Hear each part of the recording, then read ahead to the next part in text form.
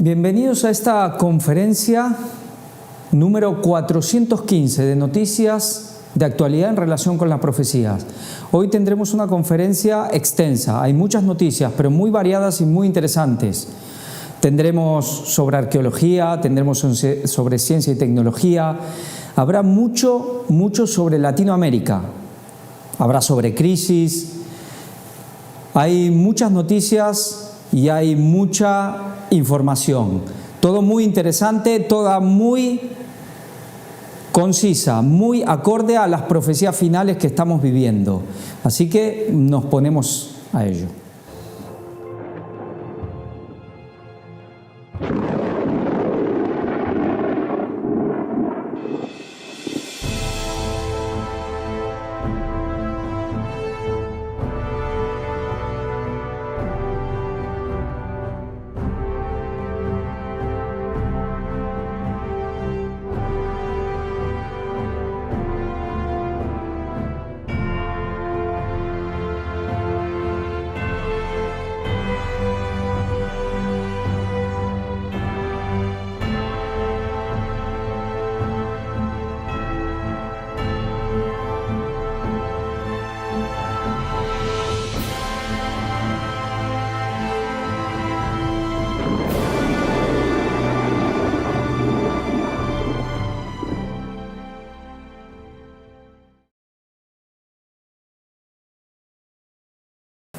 Bueno, y comenzamos con las profecías de Isaías, de Daniel, de Apocalipsis, de Ezequiel, todo tema de guerras y rumores de guerras.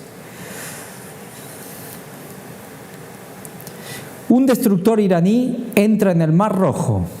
Bueno, ya sabemos lo que está pasando ahí a partir de lo que pasó este 7 de octubre en Israel, luego el tema en Yemen y Irán, que es un gran factor, un gran protagonista, aunque todavía no se ha involucrado directamente, pero está ahí. Sabemos que ya desde los años 90 Estados Unidos y también Israel van a por Irán. Irán rebaja a 95 los muertos tras las 2 explosiones durante un homenaje al general Soleimani, asesinado por Estados Unidos. Esto fue hace unos poquitos días, un gran revuelo. Bueno, se hablaba de 120, parece que ahora 95, que son muchísimos. El Estado Islámico reivindica el atentado de Irán y llama a matar judíos y cristianos en Europa, Estados Unidos y el mundo. Aquí cuando apareció esta noticia fue como un suspiro de alivio, todos aliviados. Bueno, mira, no fue Israel, no fue Estados Unidos, fue el Estado Islámico, ya está, no hay problema, por así decir. ¿Quién ha creado el Estado Islámico? ¿Para quién trabaja el Estado Islámico? Sí, a los que dice que quiere matar, a los Estados Unidos, a Europa, judíos y cristianos.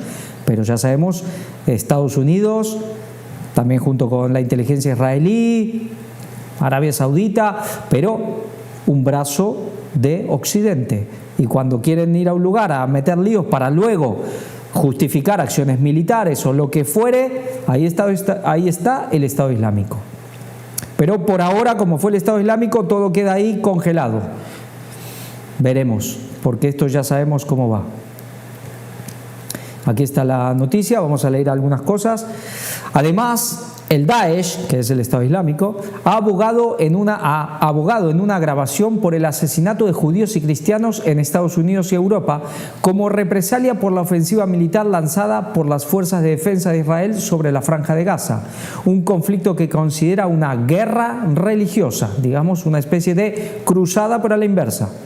Un portavoz del grupo, Abu Hudayfa al-Ansari, llama a los leones del Islam a perseguir a judíos, cristianos y sus aliados en las calles de Estados Unidos, Europa y el mundo, en un mensaje en el que invita a atentar contra objetivos fáciles y preferiblemente civiles, lo que incluye también centros religiosos como sinagogas e iglesias. Bueno, creo que al escuchar esto tenemos que empezar todos ya a preocuparnos un poco, ¿no? Si no lo estábamos ya.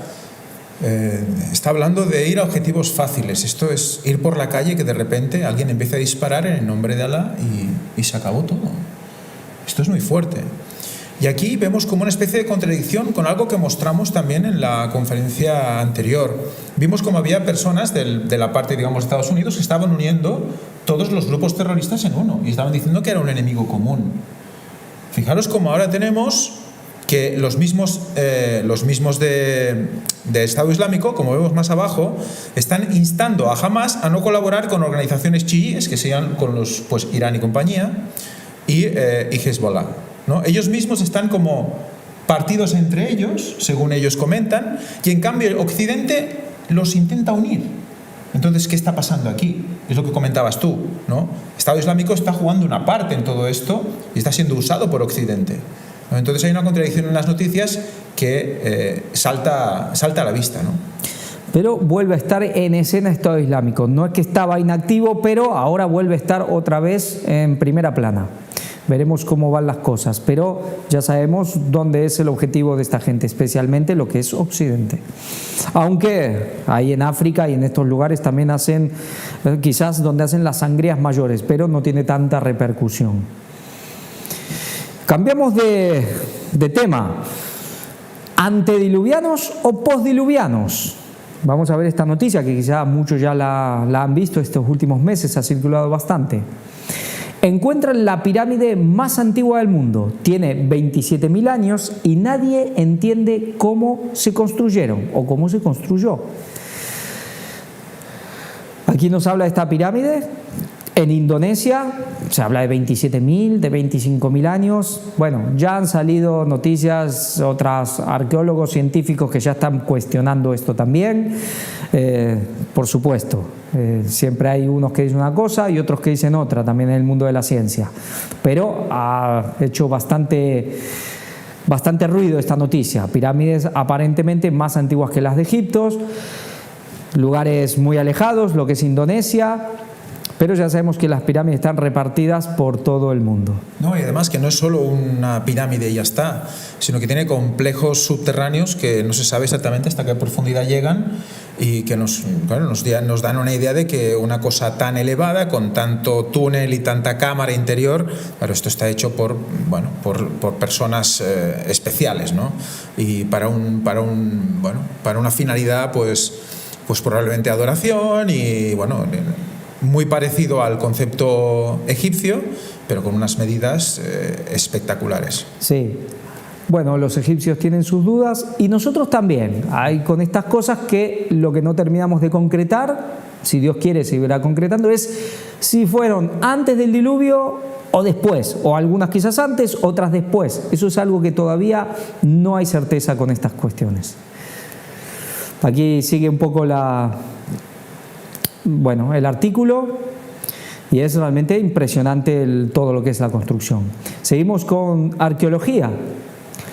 Científicos israelíes miden el campo magnético de la Tierra para comprobar eventos descritos en el libro de los Reyes de la Biblia. En el segundo libro de los Reyes de la Biblia se cuenta la historia de la conquista de la ciudad de Gat por Hazael, rey de Aram. Gracias a un innovador método, un grupo de arqueólogos israelíes están trabajando para corroborar que el evento haya efectivamente sucedido. Un grupo de científicos de la Universidad de Tel Aviv, la Universidad Hebrea de Jerusalén, la Universidad Bar Ilan y la Universidad de Ariel descubrieron que, al medir el campo magnético registrado en ladrillos, se puede estimar sus temperaturas de cocción y si el ladrillo ha sido quemado. ¿De qué sirve esto? Los investigadores aplicaron esta técnica a distintas muestras de la antigua ciudad, en la que existía una incógnita arqueológica sobre si una estructura había sido quemada o si solo había colapsado sobre sí misma con el paso del tiempo. Los resultados de este nuevo estudio confirmaron que los ladrillos se quemaron en el sitio durante un incendio, respaldando la narrativa bíblica, como siempre.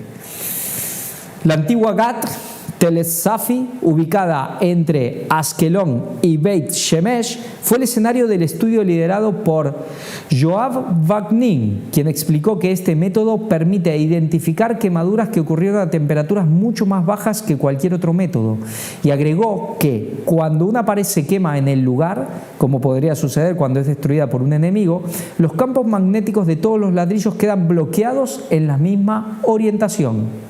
Bueno, cada vez la ciencia, en este caso aplicada a la arqueología, va ayudando a descubrir cosas de la historia que de una u otra manera, lo haga quien lo haga, con las intenciones que se hagan, siempre todo termina corroborando y confirmando la palabra de Dios. Pero fijaros que todo implica la dirección con la que se investiga algo, ¿no?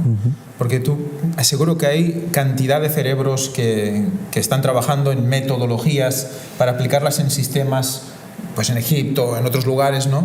Pero que se dirigieran a lo que es la palabra de Dios e intentar, pues, buscar, corroborar. Si toda esa ciencia, toda esa inteligencia, toda esa tecnología se dedicara en la buena dirección, pues se encontrarían gran cantidad de cosas que ahora mismo se están, bueno, obviando, ¿no? Sí, sí. Cuanto hablábamos allá en la zona de las pirámides de Egipto, ver todo ese terreno y decíamos, si se pondrían con una pala, aunque sea desenterrar aquí, lo que saldría. Pero tampoco hay mucho interés, más que lo básico, cuestiones turísticas, algunas otras cuestiones, pero tampoco hay como que hay miedo de ver qué se puede llegar a encontrar. Como en Petra también, ¿no? Como en Petra. Sabemos que más allá de...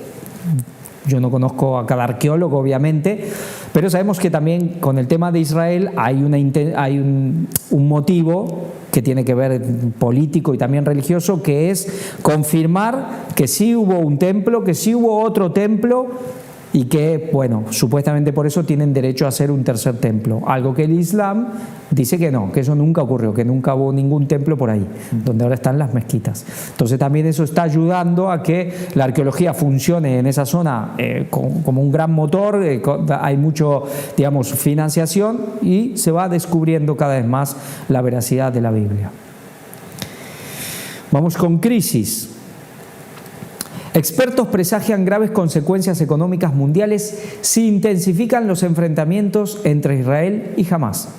Sabemos que cada vez es más difícil predecir lo que va a pasar con cuestiones económicas en este caso. ¿Por qué? Porque de pronto empieza una guerra aquí, un ataque allí, un virus por allá y todo colapsa, todo se trastoca y esto afecta en gran manera, aparte del comercio, de las rutas comerciales, bueno, todo lo que implica los gastos militares que está costando a las naciones, especialmente las naciones de Occidente, especialmente lo que es el primer mundo, Estados Unidos y Europa. Y bueno, todo es muy incierto. Quizás los que tienen su agenda son los únicos que saben, pero para el resto es muy incierto. Cualquier día puede pasar algo que descalabra todas las cosas y rompe todas las certezas o todos los pronósticos que se podrían tener. 10 países de la Unión Europea cerrarán 2023 con recesión económica, según la Comisión Europea. Lo que se veía viendo desde que empezó la guerra, digamos, de Ucrania. ¿Quién iba a salir perdiendo? Europa. Estados Unidos, aunque se hablaba, bueno, parece que no llega la crisis ahí. En China tampoco, pero Europa, la que está en el medio, es la que está pagando los platos. Y cuando alguien de autoridad se ve obligado a decir que están pasando un año difícil, es porque en realidad por debajo es mucho más difícil. Sí, aquí pensemos que se estuvo tratando bastante de dibujar los números para que quede en cero y no vaya al negativo, para que no haya varios trimestres y se tenga que clasificar como varios trimestres negativos y se tenga que clasificar como recesión, pero ya cada vez es más difícil esconder esta realidad en Europa. La economía global se está fragmentando en bloques competidores, advierte la presidenta del Banco Central Europeo. Estas son noticias de RT. Bueno, lo que ya sabemos por profecía, especialmente profecías de Daniel, estos dos bloques, la OTAN y BRICS, por sobre todo. Fijaros que es algo que estamos diciendo hace mucho tiempo ya, yo creo que ya hace años. Bueno, desde que empezó el ministerio. Sí, que hay dos bloques económicos y ahora cada vez más, y resulta que ahora el titular es ahora, después de 20 años, ¿no? Que hay dos bloques competidores, ¿no? Sí, este ha sido siempre el pilar de este mensaje, de este ministerio, la profecía de Daniel 11, y ya cada vez más la estamos viendo su cumplimiento pleno, y todavía lo que queda por llegar. La pobreza en Argentina se acerca al 45% y afecta a 17,5 millones de personas, señala un informe. Estas paradojas, si se quiere, cómo teniendo tanta riqueza se puede ser o puede haber tanta pobreza. Es una gran paradoja en el mundo este tema de Argentina, lamentablemente. Europa. Países Bajos. Sabemos que ya la cosa es no llamarlo más Holanda, sino Países Bajos. Holanda es solo una región de los Países Bajos. Un partido de extrema derecha arrasa en las elecciones parlamentarias en Países Bajos. Bueno, esto es una tendencia que ya estamos viendo. Es verdad, alguno dirá, bueno, también es que es la extrema derecha, porque todo lo que no se ajusta a un relato oficial que ya sabemos cuál es extrema derecha. También es verdad, no todo lo que se dice que es extrema derecha lo es, pero en gran manera, y hay muchos casos que sí es lo que está pasando. ¿Qué es lo que está queriendo Satanás? Pues que haya dos corrientes extremistas. ¿Para qué? Para que alguien ponga, digamos, entre comillas, sensatez, criterio, el Vaticano, y un camino medio. Pero con este, digamos, extremismo, porque también lo es, digamos, de la izquierda, con toda esta agenda progresista, porque es extrema, pues está habiendo una reacción totalmente contraria. Lógico. Esto es de manual y esto es pura física, si se quiere. No, y además completamente relacionado con la inmigración islámica, ¿no? Como podéis ver, dice que aboga por prohibir mezquitas y escuelas islámicas. Eso, claro, ¿qué va a provocar? Una paz total en el país, ¿no? Pues no. Y lo que hemos visto antes, como Daesh estaba amenazando llamando a que se levantaran y que dispararan a civiles, y bueno, pues están poniendo pues las bases los dos lados para que esto suceda, ¿no? Por eso vemos que esta especie de reacción hacia la llamada extrema derecha se hace inevitable. Y además con las crisis económicas, con tantas cosas que están pasando, esto va de cabeza. ¿Y a quién le conviene? ¿Quién quiere esto? A pesar de todo lo quiere el papado. Aunque parezca que Francisco es, bueno, todo lo contrario, pero ya sabemos su juego, de dialéctica. La idea es que la gente piense que esto va a pasar a pesar de él. Que él está haciendo lo posible para que no, pero como pasa y él ha dicho que no tenía que pasar, pobre, pues esa es la imagen de víctima que va a poner y luego va a solucionarlo de alguna manera. Sí. Alguien tendrá que poner la solución a todo esto. Vamos a Irlanda. Las impactantes imágenes de los disturbios en Dublín tras el apuñalamiento múltiple que ha dejado al menos 4 heridos. Esto es algo que vamos a ver varias noticias en este estilo aquí en Europa, de esta violencia que a veces puede ser por ciertas motivaciones políticas, religiosas, y a veces parece simplemente, bueno, alguien que se vuelve loco, que se le va la cabeza y sale a matar. Sí, otra vez ligado con el tema de la extrema derecha, ¿no? Sí. Manifestantes, dice, de extrema derecha. También vamos a ver en Polonia, al menos 4 heridos en un apuñalamiento múltiple en una escuela de Polonia. Esto también tan recurrente en escuelas. Alumnos, gente que un día se levanta a la mañana y hacen estas cosas que hace no muchas décadas atrás, no muchos años atrás, eran impensables y no se veían, pero de pronto, con esas que empezaron en Estados Unidos, ya parece el pan de cada día. Tenemos que pensar que la juventud es el punto de lucha entre Satanás y Dios, ¿no? Satanás y Dios están luchando por la juventud. Y Satanás está consiguiendo que mucha juventud llegue a una edad, digamos, adolescente, con una gran carga social, una gran carga mental y completamente desviados de la realidad. Y no pueden porque no tienen dónde agarrarse. Si no se les presenta la palabra de Dios, por eso los jóvenes tienen ese trabajo tan grande entre ellos y con sus padres también, claro. Sí, y es esto porque, bueno, el joven después intentó suicidarse, lo detuvieron, pero es esto, ya no es solo ir y suicidarse, sino intentar matar antes y luego suicidarse. Es muy satánico todo esto. A ver, ahora en Alemania. Detenidos 2 adolescentes en Alemania por planear presuntamente atentados islamistas.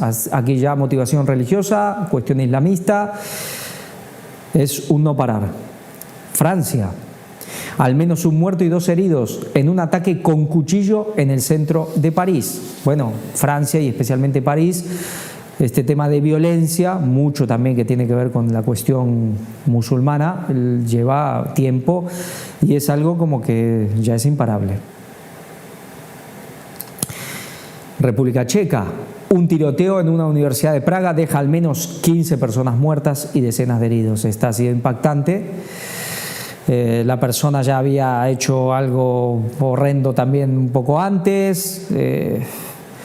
Bueno, estas cosas que dan que pensar, porque uno piensa ¿Cómo pueden suceder tan seguido cuestiones como estas, especialmente jóvenes?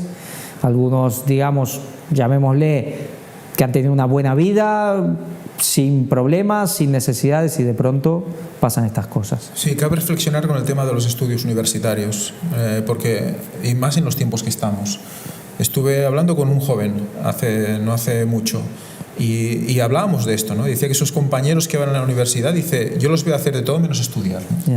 Y saliendo y bebiendo, y él viviendo, claro, viven fuera de casa un tiempo, durante la semana están fuera, son muchos de ellos, no son del lugar donde está la universidad. Y la verdad es que sí, estudiar 4 años ahí o 5, sabemos lo que viene, sabemos que todo se va a poner mal. Entonces hay un llamado a los padres para que puedan instruir a sus hijos, para que puedan dirigir su vida para algo más práctico, más directo, aprender un oficio y pasar los años como se pueda, ayudar a la familia, porque fijémonos cómo acaban muchas personas, porque historias de estas en la universidad no es la primera ni es la segunda, llevamos unas cuantas en los últimos años. Entonces algo está pasando en estos lugares, ¿no? La gente está súper estresada, muchos de ellos se drogan para poder llegar bien a los exámenes, en carreras más exigentes como derecho, abogacía. Entonces todo esto es realmente un mundo muy corrompido últimamente, ¿no? Sí, y los jóvenes podrán mirar o no, pensar en ello o no, ponerle atención, pero todos en el fondo ven un futuro muy negro. Y es clarísimo, es decir, solo hay que cerrar los ojos para no ver el futuro negro de este mundo. Y ya no en un futuro lejano, ya está aquí la oscuridad llegando. España, cambiamos un poco de temática, pero vaya, dice, unos 440.000 españoles habrían sido víctimas de pederastia en la Iglesia Católica. Se habla de 440.000. Después vamos a ver otra noticia porque la Iglesia lo pone en duda, pero solo en España. La inédita investigación oficial del Defensor del Pueblo estimó que el 1,13% de la población adulta en la nación ha sufrido los abusos del clero. 1,13%. Es decir, miras un grupo de personas y alguno ahí ha sufrido. Es verdad, hay todo tipo de abusos. Algunos han quedado en, llamémosle si se quiere, poca cosa, toqueteos. Yo he escuchado de gente que han contado esas situaciones, que no llegaron a más porque, bueno, pudieron, gracias a Dios, salirse de esa, y no quedó en una mano por aquí y otra mano por allá y no ha pasado más, pero hay veces que han sido, bueno, prácticamente vidas arruinadas. No, que cualquier intento desde luego es un desastre.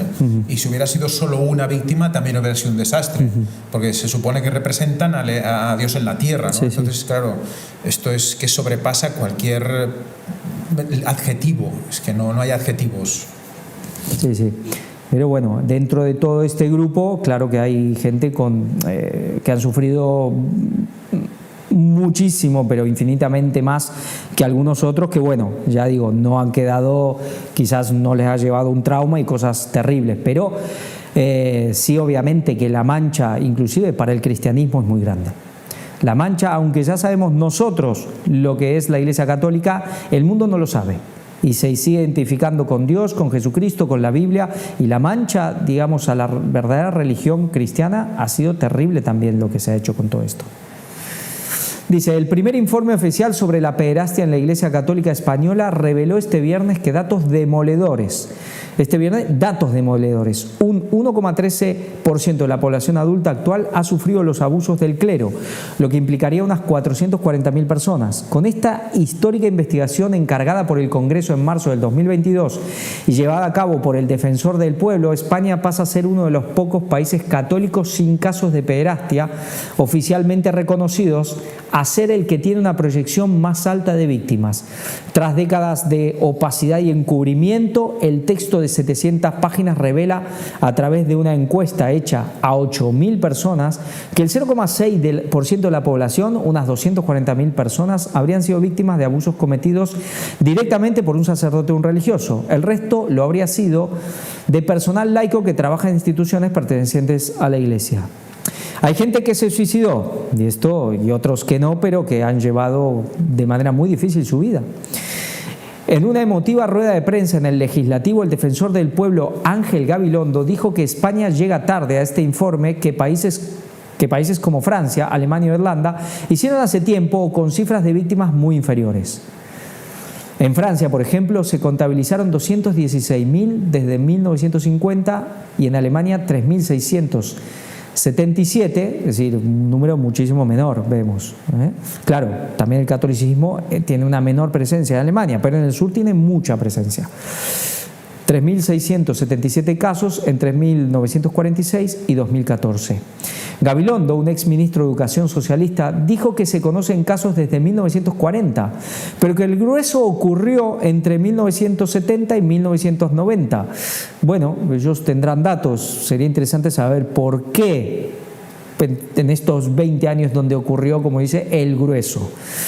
Y que el texto es una respuesta al sufrimiento y soledad de los afectados. Bueno, coincide mucho con la dictadura militar también, en 1970 también. Estaba el final de la dictadura y empezaron a verse cosas. Durante la dictadura también no hubo mucha, digamos, transparencia, ¿no? Es posible que a lo mejor sea simplemente los casos que se conocen. Por eso, por eso digo, sería interesante saber si es que es así o simplemente es lo que se puede saber. Dice, la comisión de expertos que participó del informe entrevistó a 487 víctimas de abusos sexuales, muchos de los cuales relataron que sufren problemas emocionales, como estrés postraumático. Esta es una triste realidad. Hay gente que está en tratamiento, hay gente que se ha suicidado por estas cosas, gente que no se ha recompuesto jamás y no han podido superar el dolor, declaró Gabilondo. Bueno, muchísimas vidas tremendamente afectadas y algunas arruinadas para toda la eternidad. Voluntad de negación de la Iglesia.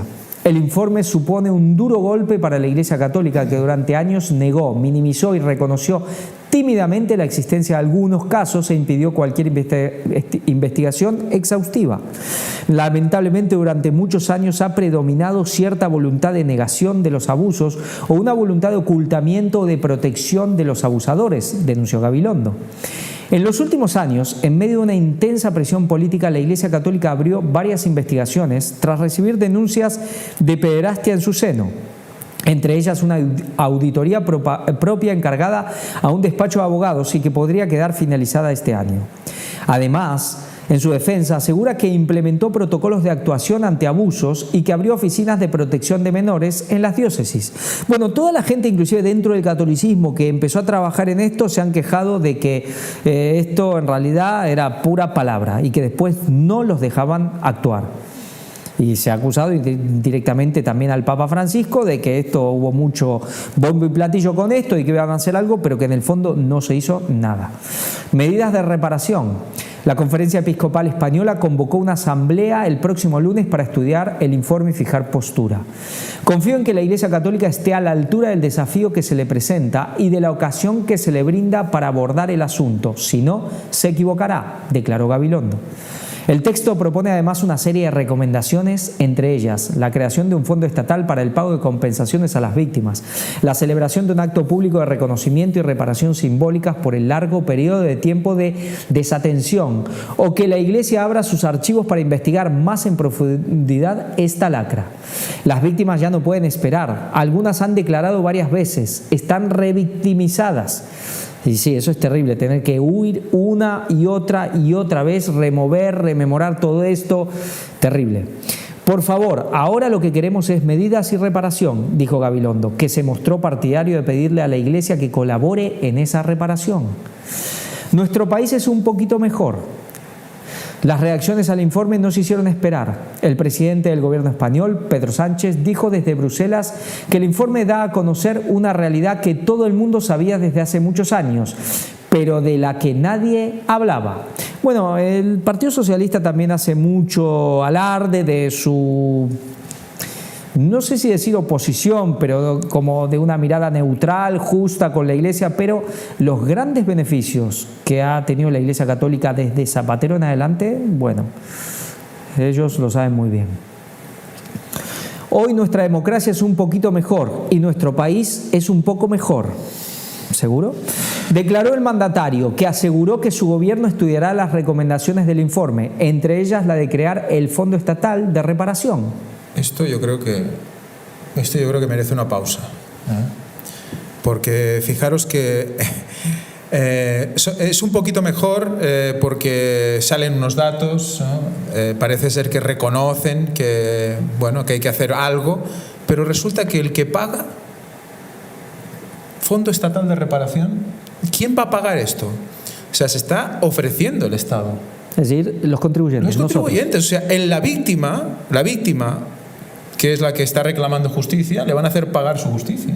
Claro, exactamente. Es que esto, bueno, a ver, el Partido Socialista fue la primera, creo que fue de las primeras democracias que hubo después de la dictadura, que el primero fue Centro Democrático, ¿no? Sí, sí, después luego, ya con Felipe González. Luego Felipe González. Tuvieron su oportunidad también, porque, vaya, lo que se había sufrido con la Iglesia Católica aquí en España con la dictadura, que estaba unida al ejército y unida al gobierno. Claro, era todo pues como la Inquisición, pero al estilo moderno, entre comillas, ¿no? Y tenemos también la historia despótica de la Inquisición española. O sea, en España ha habido siempre la unidad Iglesia-Estado, tanto, digamos, expuesta al público como encubierta.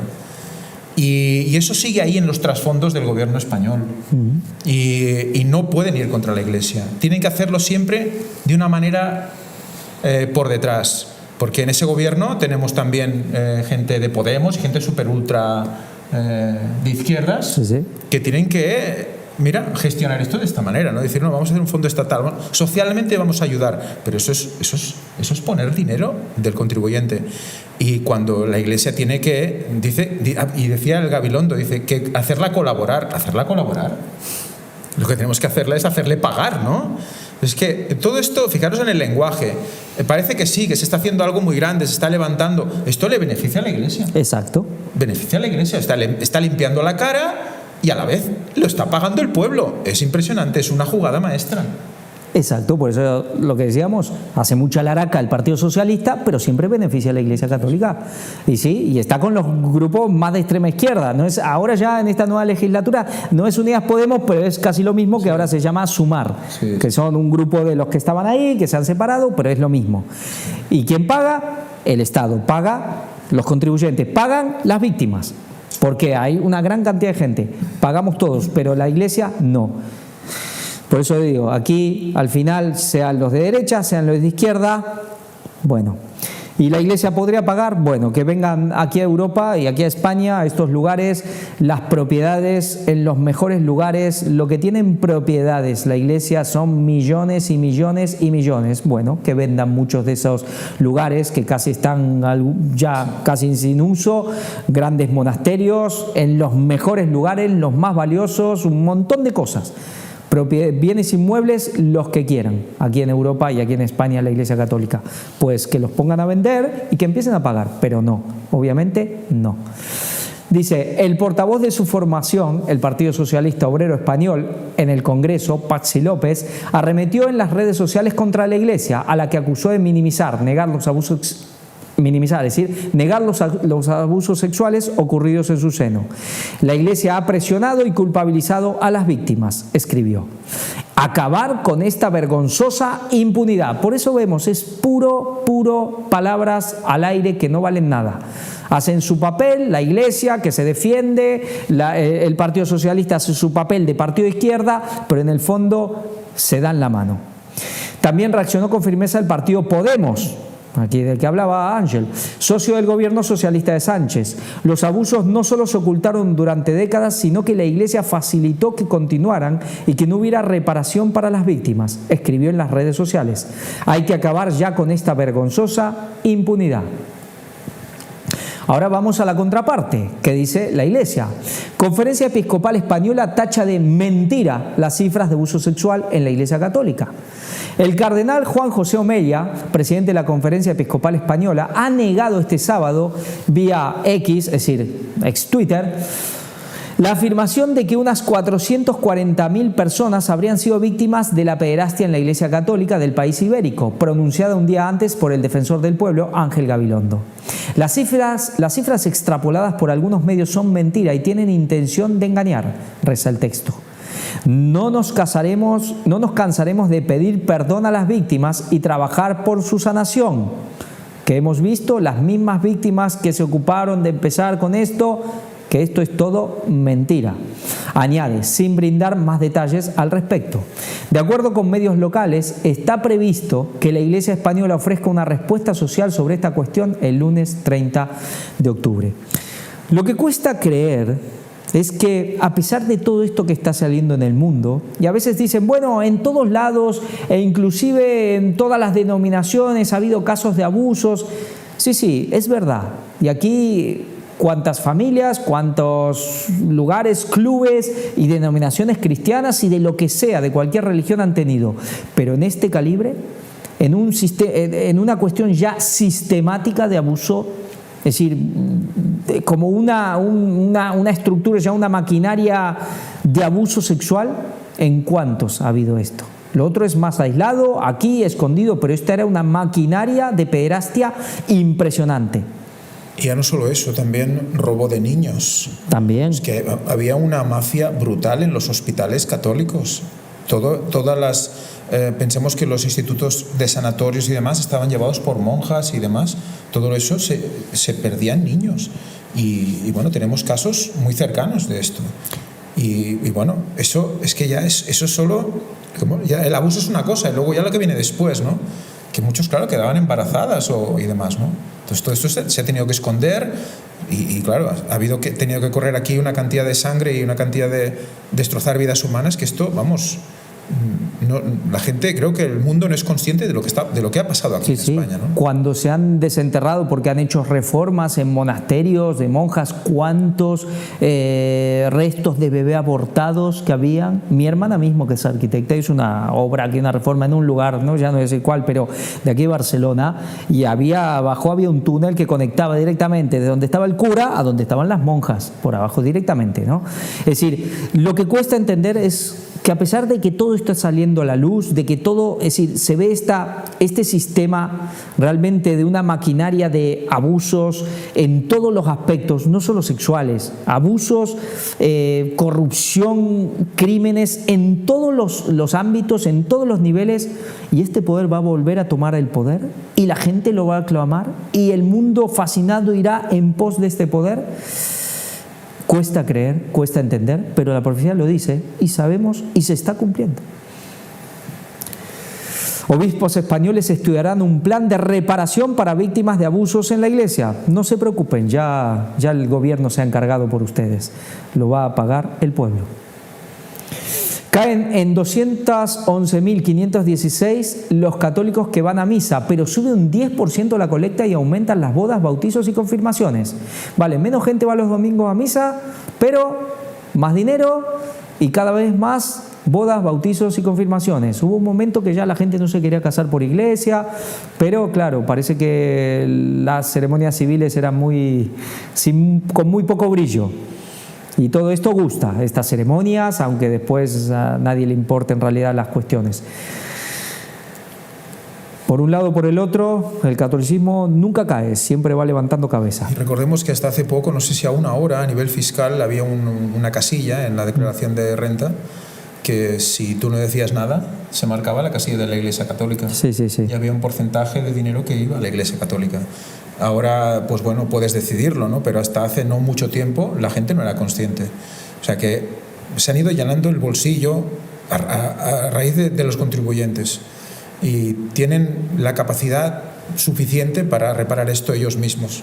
Y es lo que tendría que exigírseles, a ver hasta dónde llega todo esto. Sí, por ejemplo, ahora en Argentina se les va a dejar de pagar el sueldo a los obispos. Y dice que se le pagaba el sueldo a los obispos. ¿No tienen ellos para pagarle a sus propios? Pues no, los pagaba el Estado. Dice, el número de fieles católicos que acude a misa ha caído en 211.516, pasando de 8,3 millones a 8 millones de personas, 2,5% menos. Pero ha aumentado un 10% la colecta, es decir, las aportaciones voluntarias de los fieles, hasta los 382,1 millones de euros. Así las bodas religiosas, que alcanzaron las 35.253 en 2022, 9.491 más. 21,2% más. España, la misa se coloca como uno de los programas más vistos en TV. Increíble parece, ¿no? Uno dice, ¿a quién le gusta ver una misa? Bueno, la gente... ¿Por qué? Los motivos, desesperación, no se sabe ya no se tiene esperanza, pero la gente mirando la misa. Bueno, tenemos la realidad en España también, que tenemos una población muy envejecida. Muchos de ellos han vivido ya en inicio de jóvenes, de pequeños, ya han estudiado en colegios católicos, han crecido católicos, con mucha tradición católica. Y bueno, es evidente que gran parte de esta población que mira este tipo de programas pues tiene esa tendencia, ¿no? Suele ser personas de más edad que miran estas cosas. Sí. En muchos de los lugares que hemos estado, inclusive de Europa, en Estados Unidos, ahí en Nueva York, que hemos ido a iglesias católicas a visitar y a veces justo coincidía el horario de misa, en algunos lugares se veían pura gente mayor, me acuerdo en Italia, pero en muchos lugares, en Inglaterra, en Estados Unidos, Alemania, fue en Alemania, ¿no? En Nueva York también, sí. Muchísima gente joven. Y era sorprendente, muchísima gente joven. Dice Zenit Noticias, esto es en Madrid. En la vasta paleta de opciones televisivas en España hay un destacado fenómeno que ha ganado no solo espectadores, sino también un lugar especial en el corazón de quienes buscan conexión espiritual a través de sus pantallas. Nos referimos a la Santa Misa transmitida por 13TV, el canal de la Iglesia, el canal de la Conferencia Episcopal Española, cuya relevancia va más allá de las cifras de audiencia. Pero, sea como sea, está aumentando. Esta gente mayor ya existía, pero ahora está aumentando. No, y tenemos que ver que la gente, que es lo que hemos dicho alguna vez ya de hace tiempo, ¿no? Que la gente al tiempo final va a levantar la cabeza, va a mirar al cielo, va a decir, ¿qué está pasando, no? ¿Qué pasa con tanta guerra? ¿Qué pasa con tanta muerte? ¿Por qué tenemos que acabar así? ¿Este mundo qué le va a pasar? Y claro, ¿qué es lo que tienes más a mano? Lo que has conocido durante toda tu vida, si nadie te ha explicado nada más, ¿no? Pues si estás en España, pues es la Iglesia Católica. Sí, yo hasta he pasado por eso también. Cuando no conocía la Iglesia Adventista, en mis años hasta que encontré la Iglesia Adventista, iba buscando donde podía y he mirado algunas misas y por televisión, porque buscas a Dios y buscas lo que tienes a la mano. Tribunal Español hace legal llamar secta a testigos de Jehová. Es decir, ya se lo puede llamar secta. Uno a veces se puede haber preguntado, bueno, ¿cuál es la razón de los testigos de Jehová? Yo hay algo que siempre tuve claro desde que conocí el adventismo, que existen para embarrar el terreno a la Iglesia Adventista. Es decir, han surgido al mismo tiempo, en paralelo, con muchas similitudes y son un poco también el conejillo de Indias, digamos, el chivo expiatorio. Se empieza por ellos siempre, se practica por ellos. Es fácil, por así decir, sabemos la imagen que tiene ante mucha gente de la población, los testigos, entonces es fácil ir a por los testigos de Jehová.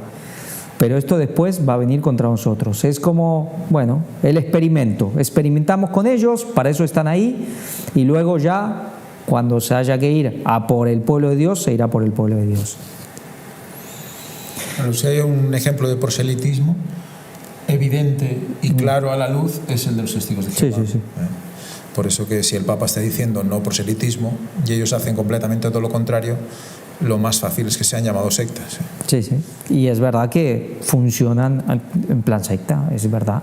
No solo ver la gente que se ha ido, que ha querido dejar esa fe, esa religión, bueno, es que los familiares tienen prohibido volver a hablarles. Eso, si no es secta eso, ¿qué es?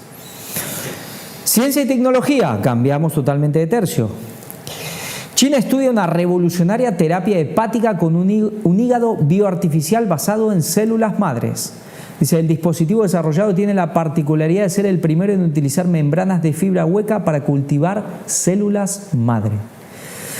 Autoridades chinas aprobaron el inicio de los ensayos clínicos de un hígado bioartificial externo con base en células madres para ayudar a los pacientes con insuficiencia hepática a detoxificar la sangre, informó South China Morning Post este lunes. Hígado bioartificial. Investigadores chinos desarrollaron un dispositivo que desde fuera del cuerpo es capaz de realizar las principales funciones hepáticas. Este bioreactor puede desintoxicar y también sintetizar nutrientes necesarios para una adecuada digestión y el crecimiento tal y como lo hace este importante órgano humano. El dispositivo tiene la particularidad de ser el primero en utilizar membranas de fibra hueca para cultivar células madre. Dentro del sistema bioreactor se establece un flujo de sangre que se carga con los nutrientes y las células madre sintetizadas en las membranas y se introducen en el torrente sanguíneo del paciente. El objetivo es ayudar al hígado enfermo hasta que se regenere el tejido dañado o hasta que esté disponible un órgano para el trasplante. Sería como una especie de reserva de células madre que llevas como adosada al cuerpo, un almacén que va entrando células madre a tu organismo y que estas células madre tienen la capacidad de convertirse en las células que el cuerpo necesita, y en este caso las células del hígado que estarían degradadas llegan allí y se convierten en células de hígado. Es como si fueran poniendo ladrillos al hígado que le faltan ladrillos, ¿no? Y es impresionante porque puede alargar la vida del paciente, y vemos aquí ahora los porcentajes.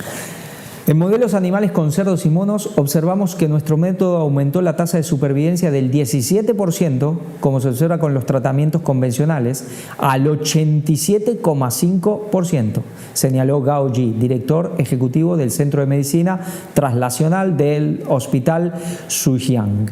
Su eficacia parece muy buena, observada tanto en modelos celulares como en modelos animales, tales como ratones, cerdos y monos.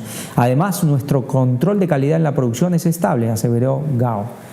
Un trasplante de hígado es el único tratamiento eficaz para la insuficiencia hepática, que constituye un importante problema de salud en China. La escasez de donantes de este órgano es uno de los principales obstáculos para su tratamiento, junto con la necesidad de realizar cirugías complejas y de altos costos, y la obligatoriedad del empleo de inmunosupresores de por vida. Las ventajas de la terapia revolucionaria. Los sistemas tradicionales de hígado artificial ayudan al órgano enfermo a eliminar las toxinas de la sangre mediante métodos físicos y químicos, de filtración o absorción, pero son incapaces de revertir el daño hepático y requieren enormes cantidades de plasma.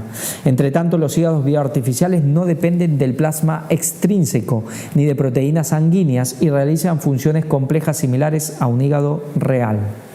La terapia de hígado artificial basada en células madre, propuesta por el Dr. Gao, es una estrategia simple y eficiente, refirió Zhao Xingyuan, especialista en trasplantes de hígado de la Universidad de Sun Yat-sen, que no participó en la investigación. Zhao calificó la terapia como un enfoque revolucionario.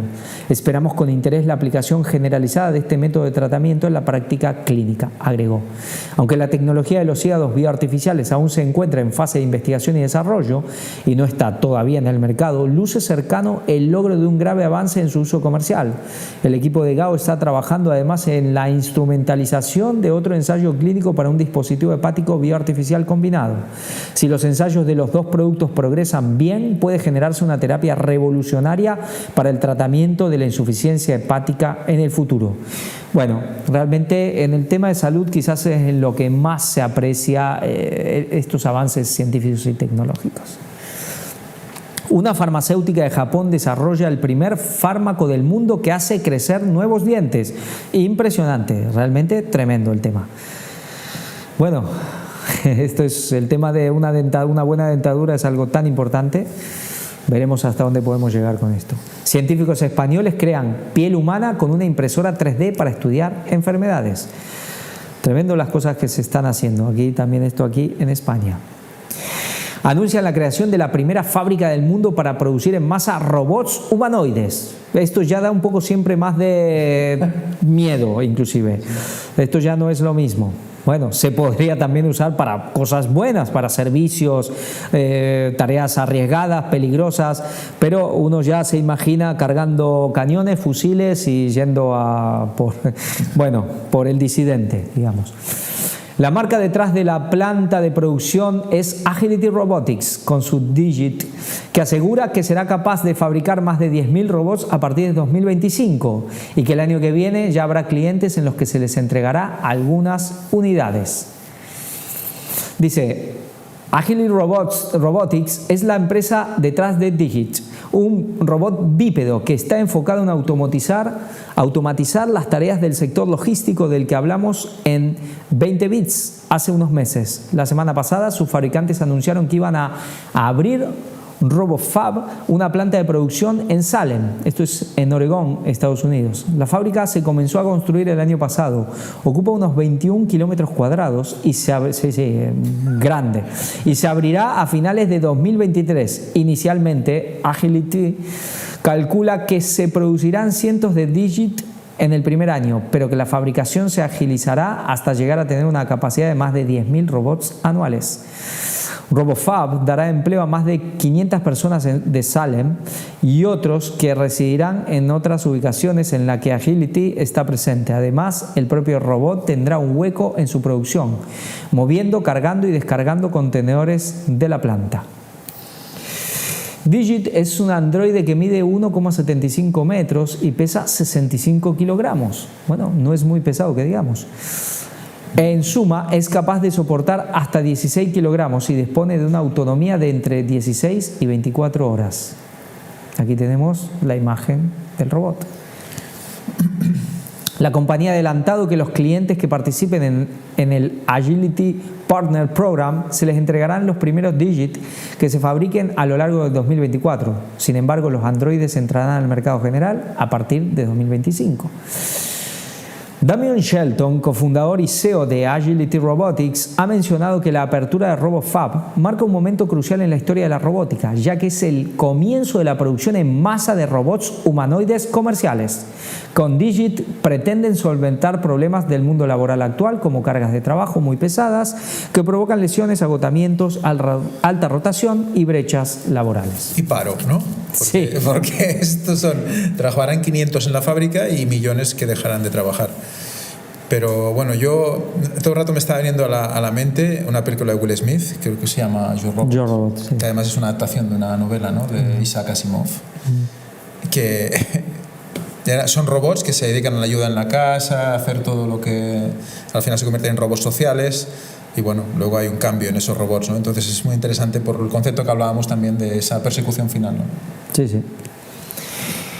Una mano biónica conectada directamente a los nervios y huesos logra que una mujer vuelva a sentir.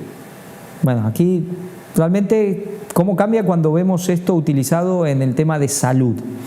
Es realmente, uno piensa en la situación de ciertas personas con carencias, con limitaciones muy grandes.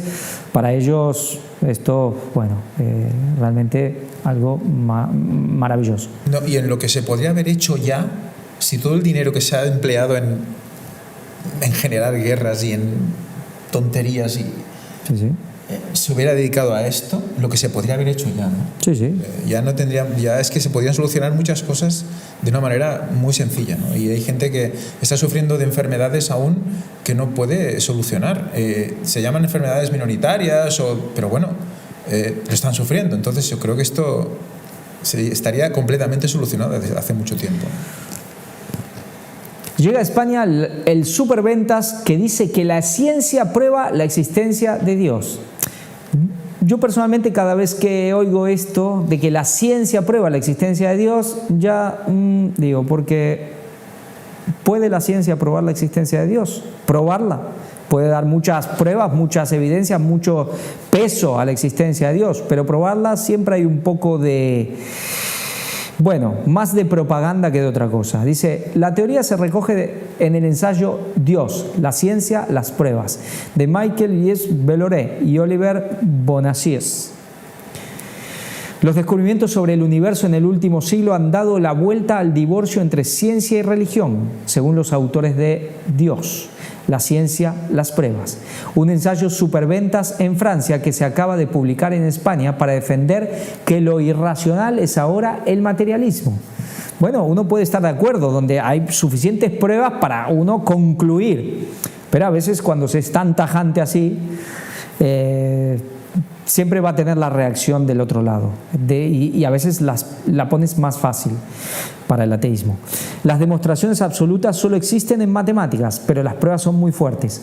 Aseguran en una entrevista el ingeniero Michael Yves-Belloret y el empresario Oliver Bonacieux, que durante 3 años han colaborado con un equipo de 20 científicos para ofrecer conocimientos científicos actualizados y con un lenguaje accesible. En concreto, a lo largo de más de 600 páginas editadas por Funambulista, inciden en cuestiones como la demostración de que el universo tuvo un inicio datado hace 13.800 millones de años, conocido como el Big Bang, que ahora se expande y que tendrá un final, ya que se dirige hacia su muerte térmica. Bueno, aquí vemos el libro. ¿A qué trae todo esto? Tiene que ver con el verdadero revelamiento, tiene que ver con el falso. Bueno, si Dios no existe, entonces el universo no puede tener un principio y tiene que ser necesariamente eterno. Razonan los autores de un libro en el que se habla de las teorías de Einstein, Friedman, Gödel y los descubridores de la estructura del ADN, Watson y Crick. Pero aquí vemos posturas que tienen que ver más parecidas a la filosofía, ¿no? Argumentaciones que pueden estar muy bien hiladas o no. Vale. También se refieren al ajuste fino, que supone que si cualquiera de los valores numéricos básicos del universo, la fuerza de la gravedad, la electromagnética, la velocidad de la luz o la masa de un protón, hubieran diferido en 1% de un lejano decimal, el universo se hubiese visto reducido a la nada o al caos. Estas cosas quizás muchos ya las hemos oído, muchas, y son cosas muy interesantes.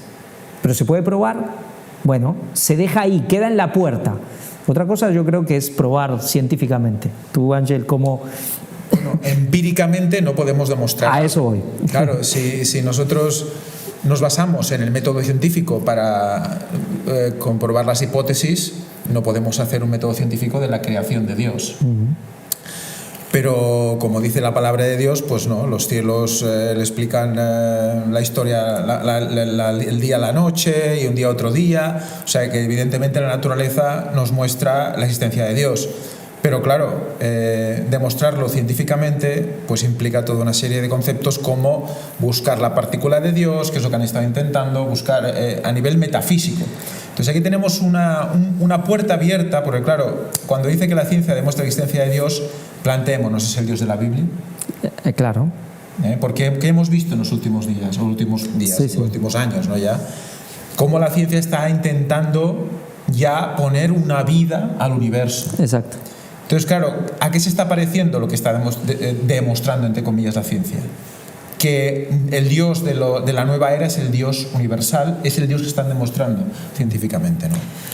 Entonces, no sé dónde va a acabar este artículo, exactamente, no recuerdo dónde acaba exactamente, pero no creo que vaya a acabar en el Dios de la Biblia. Pero bueno, vamos a ver. Si la existencia de Dios no está presente en el debate público es porque la gente cree que es indemostrable. Y hay personas muy inteligentes que creen en él y otras también muy inteligentes que no creen. Pero los descubrimientos científicos de los últimos 100 años han virado totalmente la cuestión, afirman. El milagro de Fátima. Ahí va. Vemos para dónde van las cosas. Por eso digo, cuando son estas tapas tan rotundas de la ciencia, ¿cuánto hay de propaganda y cuánto hay de...? Dice, el libro suscitó un gran debate en Francia, donde se han vendido 250.000 de ejemplares desde que se publicó a finales del 2021, sobre todo por una segunda parte en la que los autores escriben sobre pruebas más allá de la ciencia. En concreto hablan, entre otras cosas, del milagro de Fátima y del pueblo judío como posible elegido de Dios, unos capítulos que, según el semanario francés L'Express, hubieran llevado al Nobel de Física Robert Wilson, descubridor de la radiación de fondo cósmico, junto a Arno Penzias, a no firmar el prólogo. Bueno, aquí vemos dos personas que se negaron a firmar el prólogo por ciertas cuestiones. Porque estaba el milagro de Fátima. Fátima, tema judío, por lo que sea. Hemos tenido muchas críticas por añadir un capítulo sobre un milagro en un libro sobre ciencia, pero si alguien es capaz de darnos una sola explicación natural a lo que ocurrió, nosotros retiraremos el libro, afirma Belloré. Claro, están intentando demostrar la existencia de Dios por el tema de lo sobrenatural, ¿no? Claro. O sea, por lo no explicable.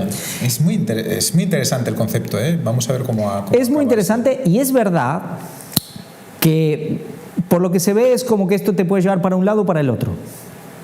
Puede haber gente que con esto termine creyendo en Dios verdadero, como puedes caer en el espiritismo total. El Dios católico, ¿no? Por entendernos, por una definición católica de los milagros. Claro, es que aquí esa mezcla que está haciendo es peligrosa. Por eso, muy peligrosa. Sea católico, sea el panteísmo, sí, pero es espiritismo.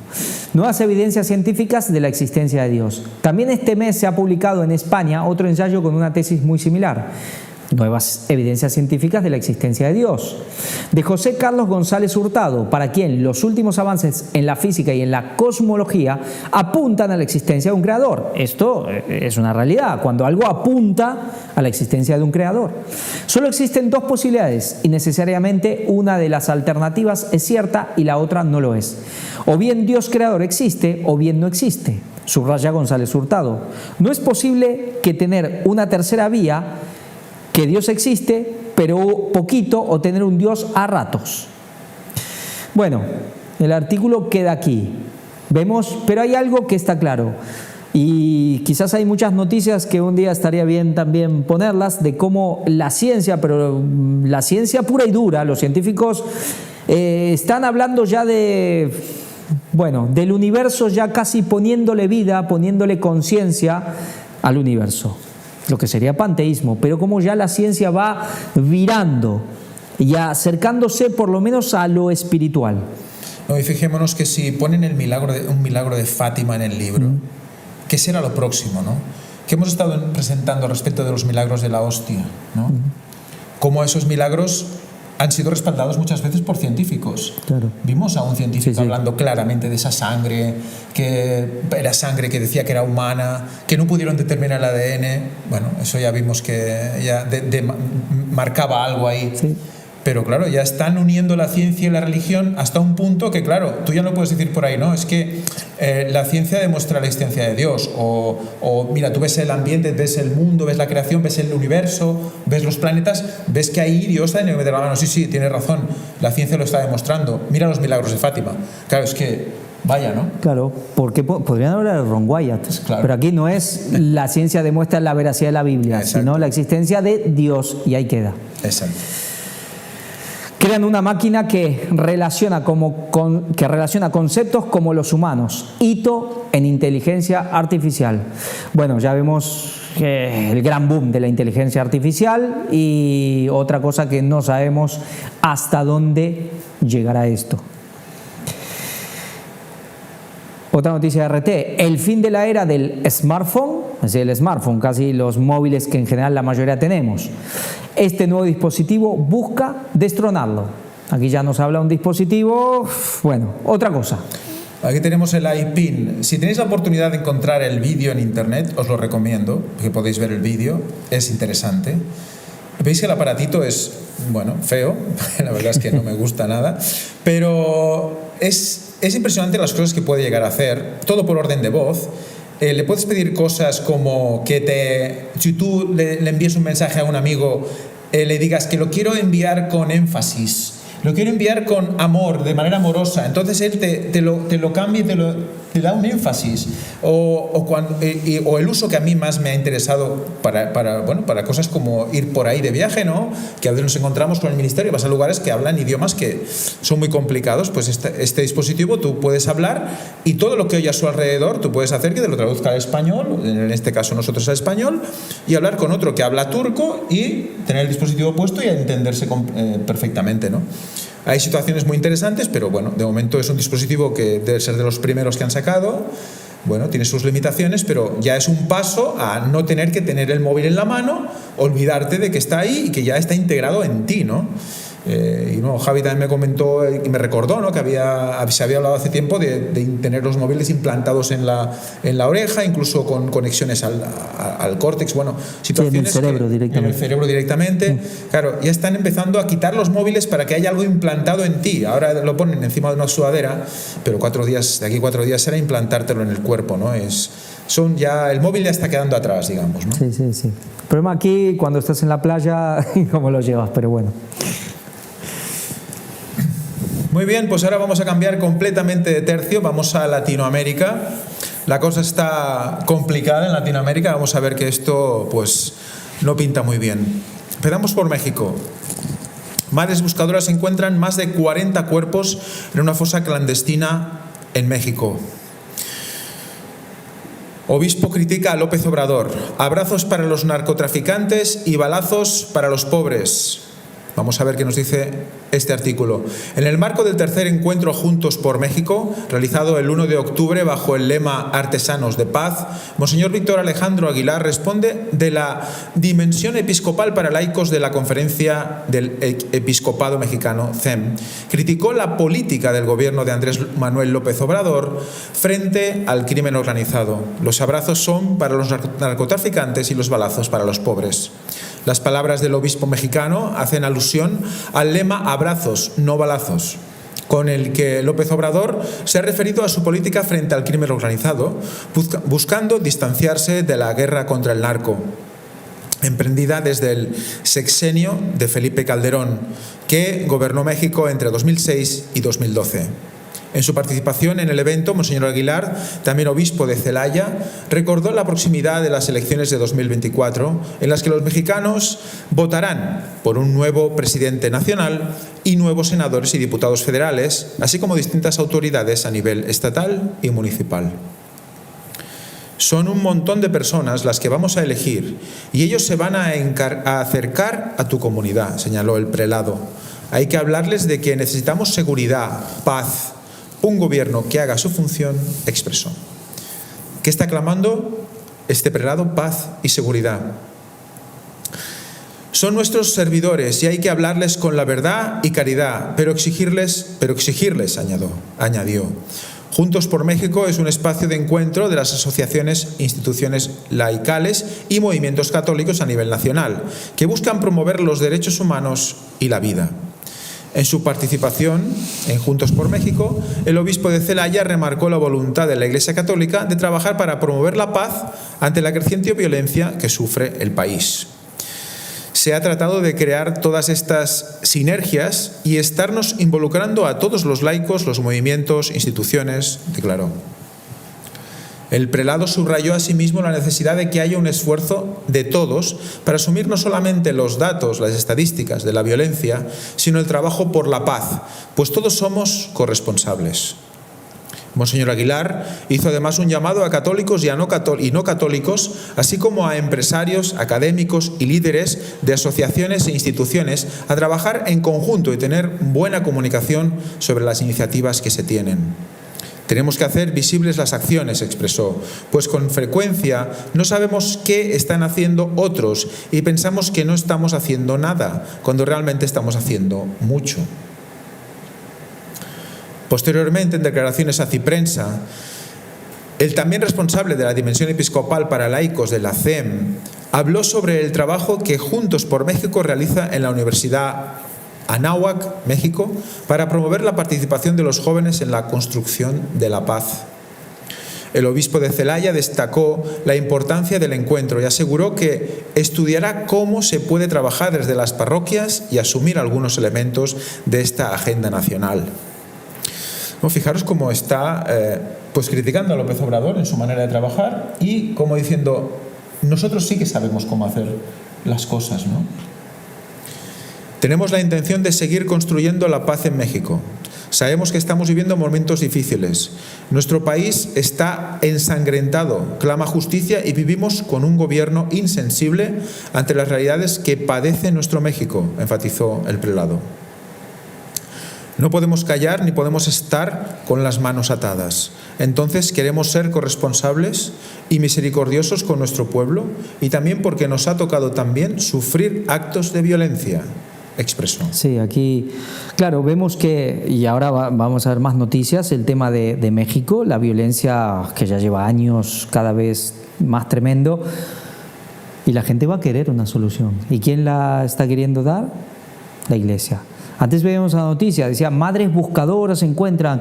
Estas son madres de mujeres que han hijos que tienen desaparecidos directamente, que desaparecen y van por los campos y empiezan a buscar por la tierra con las manos o con lo que tengan y van encontrando cuerpos. Así, como pueden, van recorriendo terrenos buscando a ver qué encuentran. Es terrible la situación. Sí, sí. Jesuitas dan a conocer Agenda Nacional de Paz. ante la violencia en México.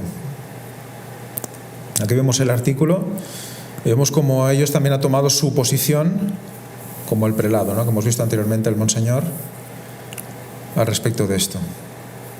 Y fijaros cómo los conceptos seguridad, paz, justicia, ¿no?, para llegar a conseguir algo en México.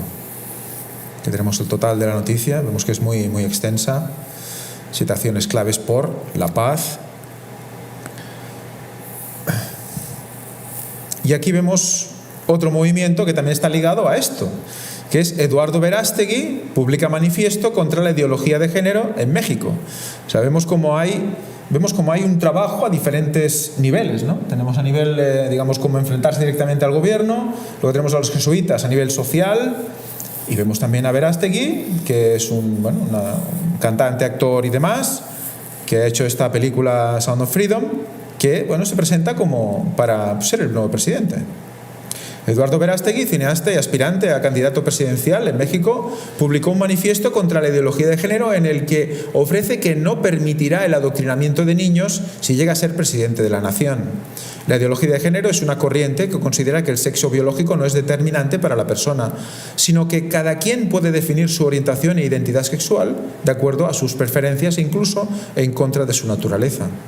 Que quede muy claro, si me dan la oportunidad de ser presidente de México, no voy a permitir que todo el abecedario, LGBT tal, y más, siga contaminando nuestra nación. No quiero niños mexicanos sexualizados y adoctrinados en las escuelas con libros que promueven la ideología de género, escribió el productor de la cinta Sound of Freedom, Sonido de Libertad, que denuncia el tráfico infantil y que ha sido un gran éxito en Estados Unidos y el mundo. Sí, pero recordemos que ayer ya no sacó los votos suficientes para poder ser candidato y ya quedó afuera de la carrera presidencial. Verástegui, que debe reunir casi 1 millón de firmas en apoyo a su candidatura, escribió en la red social X el 3 de diciembre que de llegar a ser presidente de México tampoco permitirá propaganda en los espacios públicos ni adopciones que priven a los niños de tener un papá y una mamá. No existe el derecho a adoptar, existe el derecho de los niños a ser adoptados. Todos los mexicanos tendrán las mismas oportunidades sin privilegios y no habrá hombres usurpando el lugar de las mujeres en competencias deportivas, reduciéndolas a meros espectadores de los triunfos de atletas con ventaja física, continuó. El también activista provida resaltó, en México tenemos una bandera hermosa y esa es la única bandera que nos representa y ahí cabemos todos. No vamos a permitir que grupos de una minoría ruidosa vengan a definir las políticas públicas que afectan a la gran mayoría de nuestra nación. ¡Viva la familia!, concluyó. Ahora, sí hay que ver que, claro, son mensajes que tienen una sensatez, es difícil oponerse a eso. ¿Qué está diciendo que no sea verdad? Claro, es decir, son muy razonables las cosas que dicen. Tenemos una bandera, ahí cabemos todo, porque tenemos que poner otra.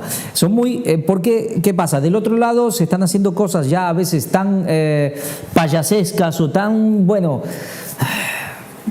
a veces tan irracionales, que es muy fácil para cualquiera tener un mensaje muy claro en contraposición a todas esas locuras que ya estamos viendo en el mundo. Pero ya sabemos a dónde van todas estas cosas, aunque lo que decíamos, él ya no podrá aparentemente participar de esa carrera presidencial. Sí, no, desde luego, pero aunque no quieras, todo el trabajo que ha hecho hasta ahora ha calado socialmente en una serie de personas que reciben esos mensajes, ¿no? Sí, el movimiento ya está. Sí. Además con la película y todo, claro, es que él viene detrás con un tema muy sentimental dentro de todo esto, ¿no? Eduardo Verástegui se registró el 7 de septiembre como aspirante a candidato independiente a la presidencia de México para las elecciones del 2024. De acuerdo a las normas electorales, después de manifestar su intención de postular a la presidencia ante el Instituto Nacional Electoral INE, Verástegui debe reunir hasta el 6 de enero de 2024 un número de firmas equivalente que no ha podido conseguir. No. Bueno, seguimos. México registra 188 homicidios en vísperas de Navidad. Bueno, fijaros que al respecto de todo lo que hemos ido presentando de la Navidad, ¿no? Qué diferencia de tener la mentalidad de lo que realmente está pasando en estos tiempos, en estas épocas, qué es lo que realmente se tiene que tener en la cabeza y que haya personas que estén pensando en matar a otras personas, ¿no?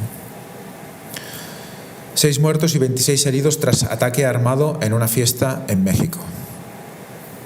Asesinan con drones a al menos 30 personas en el estado mexicano de Guerrero. Esto es impresionante. Esto sí, con drones. Sí. Yo cuando lo leí digo, ¿pero qué estamos hablando? ¿Es ejército de Estados Unidos? ¿Estamos hablando de Ucrania, Rusia? No, estamos hablando de una organización, esta llamada familia michoacana, que debe ser mafiosa, y que tiene drones para atacar a personas. Pensamos que vemos mucho la noticia anterior por Sonora, Michoacán, son todos los lugares del tema de narcos, digamos. Claro, pero ¿quién vende drones de guerra a estas personas?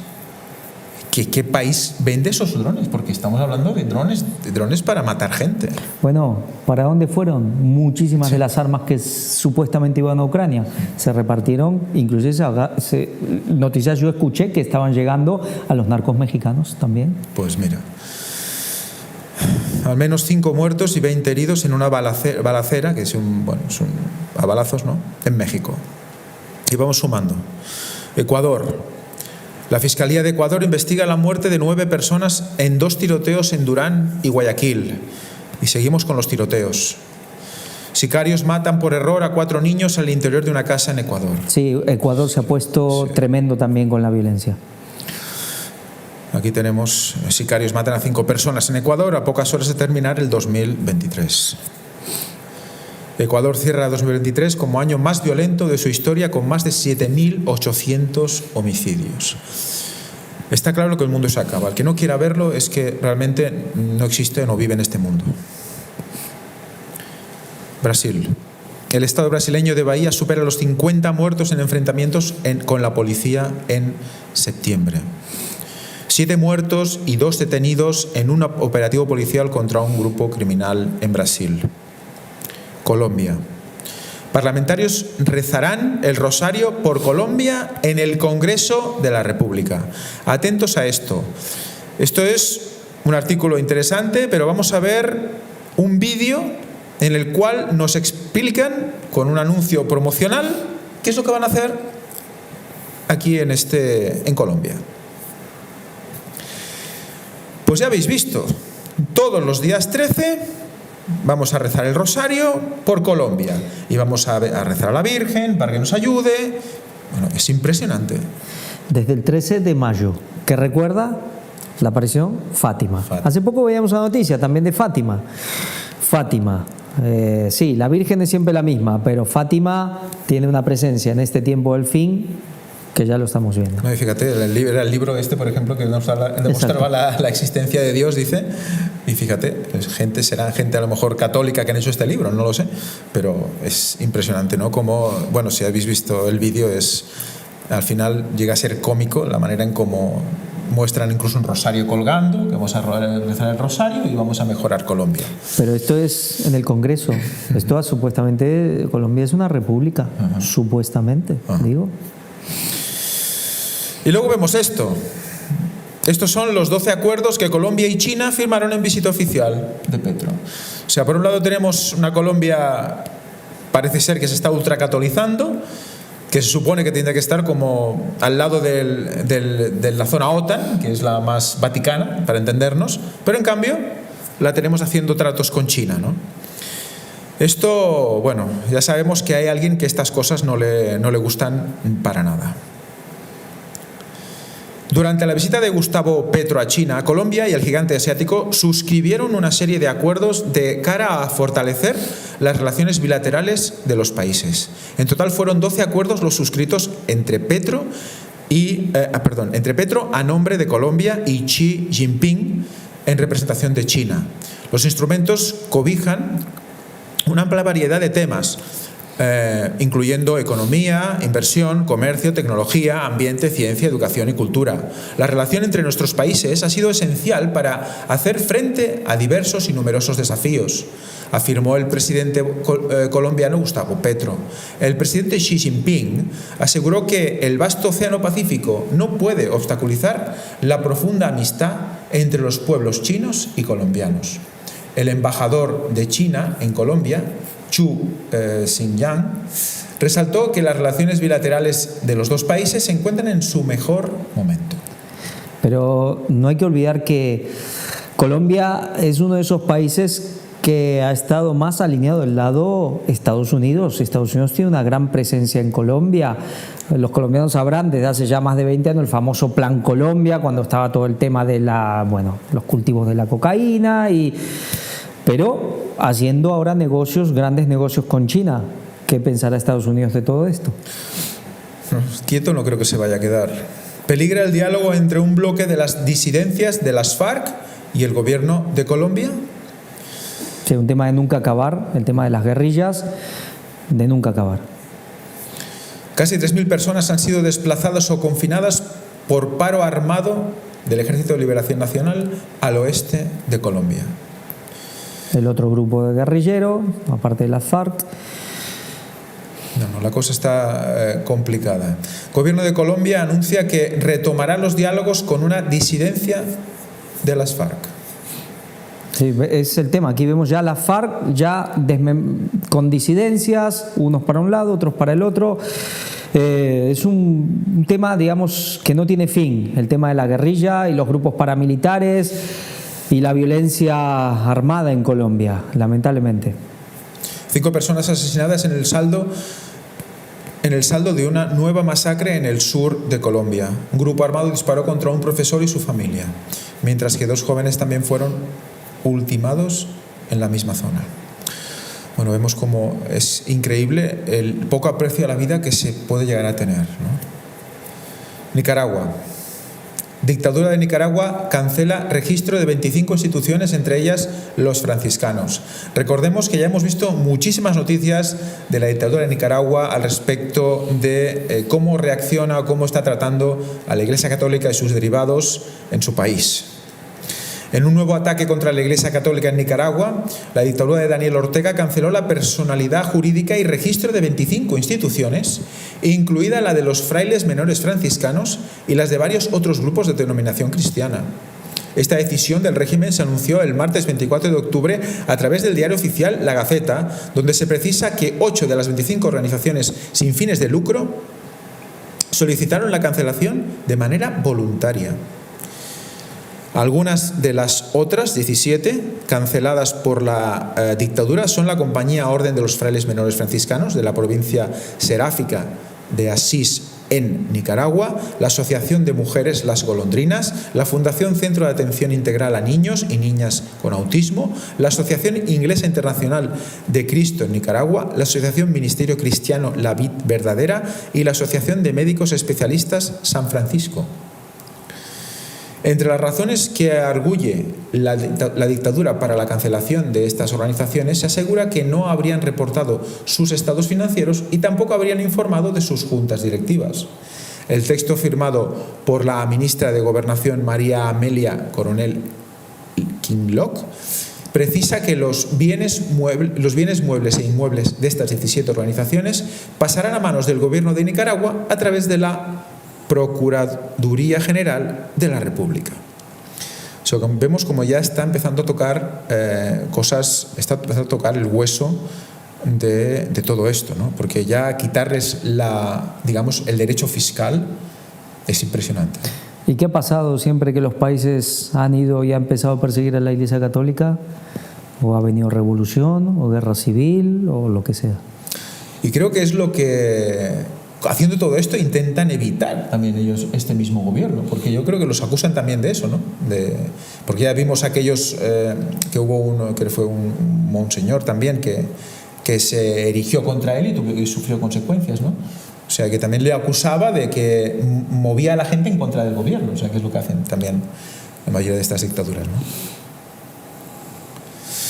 En Nicaragua se prohíben las posadas y los pesebres vivientes. Aquí vemos, ¿no?, cómo ataca absolutamente todo lo que considerado también católico o incluso cristiano en general. La dictadura en Nicaragua cerró el 2023 con 2 obispos y 15 sacerdotes secuestrados. Y vamos con Argentina. Asesor de Milei en Argentina propone romper relaciones con el Vaticano y la Iglesia responde. Vamos a leer el artículo. Dice: el economista Alberto Venegas Lynch, Uno de los principales asesores del candidato de la ultraderecha y a presidente de Argentina, Javier Milei, provocó un revuelo en las últimas horas de la campaña al proponer la ruptura de las relaciones con el Vaticano. Por consideración y respeto a mi religión católica, creo que habría que imitar lo que hizo el presidente Julio Argentino Roca y suspender las relaciones diplomáticas con el Vaticano mientras allí prime el espíritu totalitario, advirtió Venegas Lynch el miércoles por la noche durante el cierre de la campaña de Milei. Sí, pensemos que ya, claro. Milei ya ha sido elegido. Y después de que asumió ya las cosas cambiaron. Sí. Pero vemos que es alguien católico, pero de esta línea en oposición al Papa Francisco. Nos habla aquí del presidente, bueno, Roca, esto ya estamos hablando de la prehistoria argentina, ¿no? Siglo XIX. Pero el espíritu totalitario del Vaticano ha estado siempre. Sí. Es una cosa que dices, bueno. En medio de ovaciones, el político de 83 años, a quien Milei define como un prócer del liberalismo, que sería como un crack, ¿no?, aclaró que asumía de manera individual sus dichos, aunque van en línea con el enfrentamiento que el candidato ha sostenido con el Papa Francisco, a quien alguna vez definió como un representante del maligno en la tierra. Bueno, supongo que se iba tragando las palabras poco a poco después, ¿no? También ha acusado a Francisco de influir de manera indebida en la política argentina a nivel internacional. El Papa tiene afinidad con los comunistas asesinos. Además, es alguien que considera la justicia social como un elemento central, y eso es muy complicado, dijo Milei el mes pasado durante una entrevista con el periodista estadounidense Tucker Carlson. Esta semana Francisco le respondió de manera velada, ya que sin mencionar directamente el nombre del candidato alertó sobre la trampa que representan los flautistas de Hamelín, que aprovechan la crisis para encantar a la gente y la terminan ahogando. El Papa es jesuita, más que comunista o lo que sea, es jesuita. A veces los chicos y las chicas se aferran a milagros, a Mesías, a que las cosas se resuelvan de manera mesiánica. El Mesías es uno solo que nos salvó a todos, los demás son todos payasos del mesianismo. Bueno, pues solo falta que se ponga él una nariz de esas rojas, ¿no? Señaló el Papa en entrevista con Telam, la agencia estatal de noticias de Argentina. Aquí tenemos el resto del artículo. Pasamos a Panamá. Panamá registra un alarmante incremento de ¿qué? Adivinad, homicidios. Aquí vamos a ver un vídeo que habla de todo esto. Bueno, ya habéis visto, denuncian que hay un aumento de homicidios brutal, hablan de un 4% y hablan sobre todo de aumento de lo que llaman feminicidios, ¿no? o lo que sería la llamada aquí violencia de género, que parece ser que ha aumentado muchísimo, que la asocian al alcoholismo y demás, ¿no? Bueno, eso es algo que está en subida. Y bueno, es algo que también es deplorable, pero vemos como la sociedad mundial, y aquí estamos repasando el mundo, vemos como la sociedad mundial está completamente patas arriba. Uruguay. La calle Pou y Chi acuerdan establecer una asociación estratégica integral entre Uruguay y China. Ya tenemos otro país que se está rindiendo a este poder chino. Paraguay. Al menos 9 reclusos muertos en cárcel de Paraguay durante operativo policial. Perú. Ataque con explosivos en una mina en Perú deja varios muertos y heridos. Se presume que el atentado lo perpetraron sicarios contratados por impulsores de la minería ilegal. Bueno, vemos como hoy en día cualquiera que quiera algo solo tiene que poner una bomba y decir esto es mío.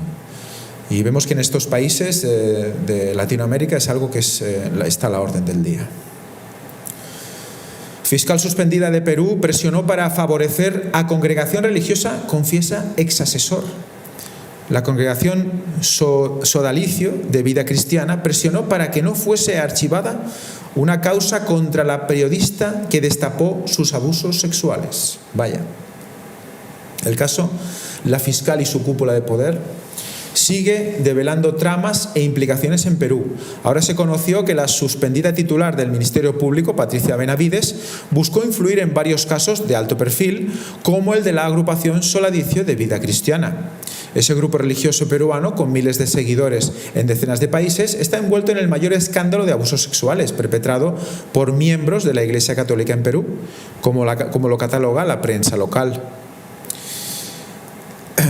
Aquí vemos a este tal Alonso Ramos, que dice: Soladicio de Vida Cristiana exhibe su músculo político. Patricia Benavides, exfiscal de la Nación, presionó al fiscal Rafael Vela Barba para que reciba a José Luis Aullón, abogado controvertido de la controvertida organización religiosa, y darle facilidades en investigación por lavado de activos.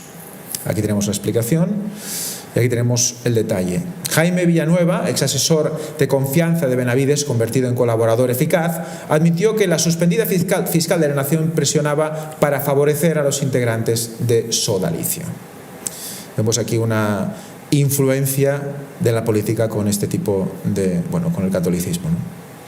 En los primeros meses de 2023, Benavides llamó al fiscal Rafael Vela, a la postre también suspendido, para pedirle expresamente que reciba al abogado José Luis Aullón Dalorto, abogado del caso Soladicio, por entonces refirió el portal Epicentro. Vela lo recibió en las oficinas del equipo especial Lava Jato y allí le habría dicho que el fiscal provincial Lizardo Pantoja Domínguez no tendría sustento para poder calificar un documento que ya no existía jurídicamente, en referencia a una expedición de copias por la cual el funcionario buscaba reabrir un caso contra Sodalicio. Periodista en la mira. El Instituto Prensa y Sociedad informó que Aullón le pidió a Benavides interceder ante la justicia para que el proceso por lavado de activos contra la periodista Paola Ugaz no fuera archivado. La demanda por lavado de activos contra Ugaz fue archivada en julio pasado, pero la decisión fue apelada y enviada al equipo especial de Vela, que confirmó haber sido presionado para continuar el proceso. Ugaz es una de las periodistas que han investigado al Soladicio Vida Cristiana y revelado abusos contra jóvenes de este grupo religioso, así como un presunto lucro bajo el concordato que existe entre el Vaticano y el Estado peruano. En noviembre de 2022 fue recibida por el Papa Francisco. Reacciones. La Red de Sobrevivientes Perú, que agrupa a víctimas de todo tipo de abuso eclesiástico, exigió justicia y recordó que las primeras denuncias surgieron hace 23 años. Mientras en los últimos 7 años la denuncia penal contra los abusadores y sus encubridores no ha avanzado, a pesar de las pruebas y del reconocimiento de los delitos por parte de la secta. Hoy sabemos que el Soladicio tenía un abogado operador que pidió explícitamente a la fiscal Benavides que controlara el caso y permitiera la persecución fiscal y judicial de los investigadores de la secta, con el apoyo de periodistas y políticos corruptos, afirmó la organización. Por su parte, IPIS rechaza el acoso judicial contra Paola Ugaz y exige a las autoridades correspondientes que se investigue y sancione a los que resulten responsables por la persecución contra la periodista como consecuencia de su trabajo de investigación.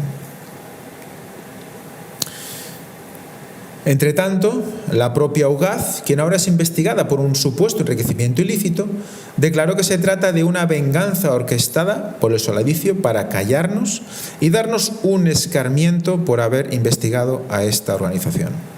Entrevistada por el medio en el que trabaja, Nativa, la comunicadora afirmó que es imposible llevar la cuenta de todas las denuncias que se han presentado en su contra. O sea, que habla contra el Vaticano, habla, denuncia y verás lo que te pasa. Animales muertos. Elefantes mueren en África por el intenso calor mientras migran en busca de agua. A ver, si los elefantes, que son animales adaptados a este tipo de climas y adaptados a migrar cuando hay sequías, ¿les pasa esto? Es que algo está pasando y grave. Aquí tenemos más sobre el asunto. Encuentran 110 delfines muertos en la Amazonia brasileña en medio de la sequía. Seguimos con más sequía. Brasil registra más de 500 lobos y leones marinos muertos en un mes por posible gripe aviar. Fijémonos, impresionante. Más de 900 mamíferos marinos mueren en el sur de Brasil. ¿A qué se debe? La enfermedad de la gripe aviar ha obligado a las autoridades brasileñas a aplicar medidas preventivas en las granjas avícolas comerciales. Fijaros cómo el hecho de la ganadería o de tener esas granjas puede estar afectando incluso a la vida natural salvaje, ¿no? Es algo que es impresionante, ¿no? La aparición, y esta noticia me quedé mirándola un buen rato porque de película. No me la creía. Digo, esto será un montaje. Y me miré la foto, no. La aparición de 1.200 toneladas, que no es eso de 1 kilo, 1.200 toneladas de peces muertos en la costa japonesa desconcierta a las autoridades, ¿no? La mortalidad masiva se produjo después de que Japón liberara al mar agua radioactiva tratada en la averiada planta nuclear de Fukushima. Sí, estamos hablando de 1.200.000 kilos de peces. Y es una imagen que es de típica película apocalíptica. Sí, no, es que creo que no se ve el agua, solo se ven los peces. Porque miras a lo lejos y se ve el agua llena de puntitos blancos que son peces muertos, ¿no? O sea, fijaros qué espectacular, ¿no? Y como todo también tiene ese origen en ese terremoto tan impresionante que pasó, ¿no? Hace ya unos años en Fukushima. Y hemos visto que después de esto, también este año en Japón, a principios de año, ha habido otro terremoto importante. Entonces, también también podría estar relacionado, porque cuando pasa esto, a veces hay liberaciones de gas dentro del mar y pueden pasar cosas. Pero aquí lo relacionan claramente con el tema de la casualidad, ¿no? De que se haya tirado agua radioactiva al mar, ¿no? Es impresionante. Como en los días de Noé. Conmoción en Italia. 7 menores violan en grupo a 2 niñas de 10 y 12 años. Sí, no, sin palabras. Esto ya no hace falta comentarlo, ¿no? Es que ya no da más. La proporción de británicos que se identifica como LGB aumenta en más de la mitad en 5 años.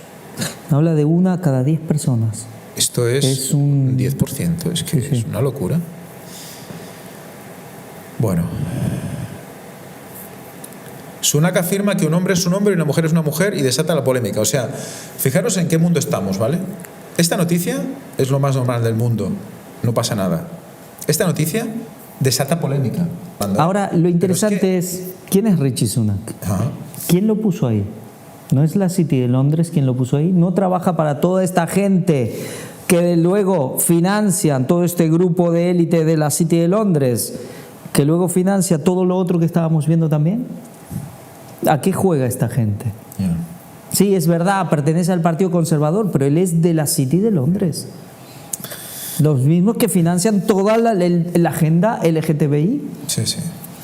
No, que unos pocos días después de que se diga esto, lo que se quiere es generar un dilema, la población enfrentada, y que si ya había pocos problemas con el tema de Islam no Islam, también haya problemas con este tipo, ¿no? Y que la sociedad esté completamente, loca y enfadada. Y eso lo que hace es controlar a las personas. Cuando tú generas odios de un lado hacia el otro, pues los controlas. Tienes votantes. Pero es interesante el concepto, ¿no? Un hombre es un hombre, una mujer es una mujer, y eso es una polémica, de titulares. Aquí tenemos el artículo. Y vemos algo aquí también interesante. Nace en España el primer bebé de Europa, gestado por sus 2 madres.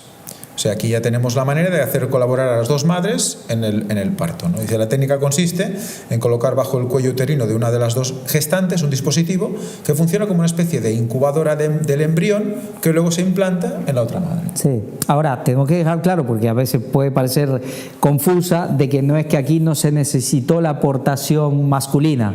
No se está hablando de eso. Es decir, la concepción se sigue dando siempre de la misma manera, solo que la han gestado un poco las 2. Entre las 2. Eso es un poco, digamos que es una manera de socializar el tema de las 2 madres para que las 2 se sientan colaboradoras en el parto, ¿no? Claro, sí, si el niño o niña un día pregunta quién me llevó, de quién estuve embarazada, pues las 2. Las 2, exacto. La Iglesia de Inglaterra respalda un plan piloto para la bendición de bodas entre personas del mismo sexo. Vemos como en Gran Bretaña la cosa está llevando a unos límites interesantes, ¿no? Sí. Y la Iglesia sí tiene que adaptar. Claro. Sí, y esta es la Iglesia de Inglaterra, que es la Iglesia anglicana. Ajá. No estamos hablando de catolicismo. Y ya estamos finalizando y vamos a acabar con una de las noticias más bizarras. Sí, yo no sé si tiene una explicación lógica o no sé si podemos definirla, por eso le ponemos un interrogante. Una manada, entre comillas, de humanos se identifica como perros y reclama su derecho a ser reconocidos como tales. Entonces, podría haber dicho una jauría. También, claro.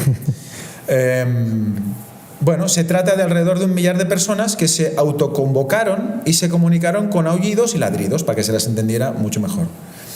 Una manada de humanos que se identifican como perros y reclaman su derecho a ser reconocidos como tal ha agitado las redes sociales después de que las imágenes de su protesta en Berlín se hicieran virales. Pero yo, perdón, puede parecer gracioso, pero ¿cómo expresaron lo que querían? ¿Cómo entendían lo que querían si solo ladraban? ¡Wow! ¿No? ¡Qué pasada! Se trata de alrededor de 1 millar de personas que se autoconvocaron en la estación de tren de Potsdamer Platz en Berlín y únicamente se comunicaron con aullidos y ladridos. A eso voy. ¿Y cómo sabían que estaban protestando y pidiendo eso? ¿Cómo lo sabían? Claro, sí, como llevaron un cartel. Los receptores como tenían que ir con una IP de aquellos para la traducción. Claro. ¿No? Bueno, los comentarios para estas transespecies sugirieron poner a prueba sus instintos caninos. No veo a nadie oliendo la cola de los demás. O hay que llamar a control de animales para que les den sus dosis de rabia. Bueno, son los comentarios para cachondearse en la noticia, ¿no? Toco encendió la tendencia de los perros humanos.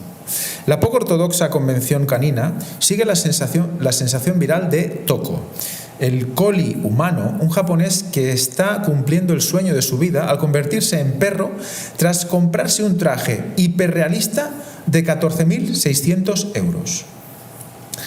En su primera entrevista, Toco dijo que recibe todo tipo de mensajes en redes sociales y que hay algunos positivos. Algunos me dicen que quieren hacer lo mismo, lo que me ha permitido ver que hay otra gente como yo, comentó. Los otros híbridos sabueso humano famosos en internet son Tom Peters, un británico que reveló anteriormente que se identificaba como dálmata, y Toru Ueda, un ingeniero de Tokio que se gastó $23.000 en un traje de lobo hecho a medida. Cuando me pongo el traje siento que ya no soy humano, declaró Ueda, de 32 años, al UK Times. Estoy libre de relaciones humanas. Todo tipo de problemas relacionados con el trabajo y otras cosas puedo olvidarlos. El comportamiento animal se ha fetichizado como una práctica BDSM, conocida como el juego del cachorro, en la que los participantes, normalmente hombres, se equipan con bozales, collares o correas y se comportan como un perro. Bueno, hay gente que se comporta como un perro y no hace eso también, ¿no? Sí, se comportan peor. Ellen White decía que se verán en el tiempo del fin cosas muy extrañas. Sí. Sin duda una. Esta es una de ellas. Desde luego. A ver, puede ser, lo decías tú, ¿no? No tienes solo, hay veces que tienes que sonreír, es que no puedes. Sí, también. Pero la verdad es que da pena que la mente humana llegue a estos límites, ¿no? Y todo es evidente porque ahí ha habido un desequilibrio de los gordos ya desde mucho tiempo, porque algo pasa aquí, ¿no? La falta de Dios es evidente, pero no sé qué explicación puede tener esto. La degradación, 6.000 años, el pecado es que la humanidad está llegando a unos límites que hemos hablado de asesinatos, ¿no? Hemos hablado de, muertes de todo tipo, pero es que también es un tipo de muerte esto, ¿eh? Esto también es un tipo de muerte, porque ya no quieren ser humanos tampoco, ¿eh? Quieren ser animales. Y bueno, eso es un desprecio completamente a la creación de Dios, ¿no? Sí, yo recuerdo, pero esto tampoco es nuevo, hay historias de la India, budistas, del Buda, que digamos, se encontraba con gente que decían que se habían reencarnado en animales y actuaban como perros, o que su iluminación los había llevado a eso y actuaban como animales también. Que el Buda se alejaba de todo eso, que decía que eso nada. Entonces, al final, estas cosas, sí, quizás no había trajes de 23.000 euros para ponerse, pero es que inclusive en esas épocas del puro paganismo y cosas así, también había de estas cosas. Bueno, pues después de todo este cúmulo de situaciones que, te revientan un poco la cabeza de cómo estamos, ¿no? Que creo que el problema sería que todo esto nos dejara indiferentes, ¿no? Que de todo esto que hemos leído, de todo esto que hemos visto hasta ahora, nos quedáramos igual y nos fuéramos a cenar tranquilamente, ¿no? que todo este tipo de noticias ya no sea como que no nos toque el corazón, que no nos toque la conciencia, que no nos haga ver que esto es grave, entonces tenemos un problema.